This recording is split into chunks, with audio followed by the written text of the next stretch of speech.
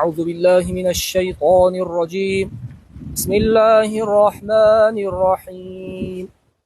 هو الله الذي لا إله إلا هو عالم الغيب والشهادة هو الرحمن الرحيم.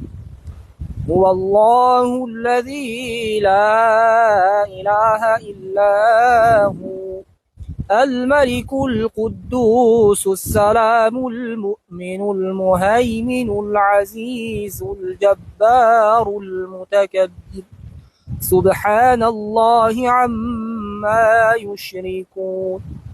هو الله الخالق البارئ المصور له الأسماء الحسنى يسبح له ما في السماوات والأرض وهو العزيز الحكيم.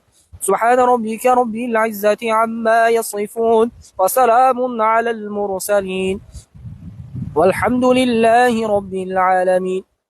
اللهم ارحمنا بالقرآن العظيم واجعله لنا حجة يا رب العالمين. اللهم اقسم لنا من خشيتك ما تحول به بيننا وبين معصيتك، ومن طاعتك ما تبلغنا بها جنتك، ومن اليقين ما تهون به علينا مصائب الدنيا، ومتعنا بأسمائنا وأبصارنا وقوتنا ما أحييتنا، واجعله الوارث منا، واجعل ثأرنا على من ظلمنا، وانصرنا على من آذانا، ولا تجعل مصيبتنا في ديننا، ولا تجعل الدنيا أكبر همنا ولا مبلغ علمنا، ولا تسلط علينا من لا يرحمنا. اللهم لا تدع لنا ذنبا إلا غفرته، ولا هاما إلا فرجته، ولا دينا إلا قضيته، ولا حاجة من حوائج الدنيا والآخرة إلا قضيتها يا أرحم الراحمين.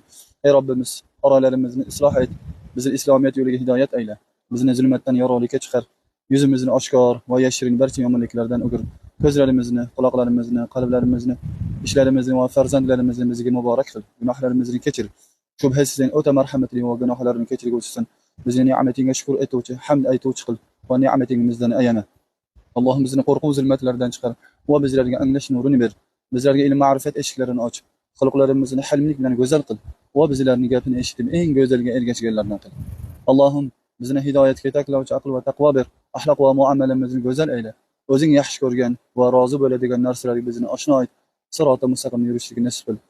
Radina billahi robban va bil islam dinan va bi Muhammadin sallallohu alayhi va sallam nabiyyan va rasulan. Robbana atina fid dunya hasanah وفي الآخرة حسنة وقنا عذاب النار. اللهم صل وسلم وبارك عليك يا أرحم الراحمين.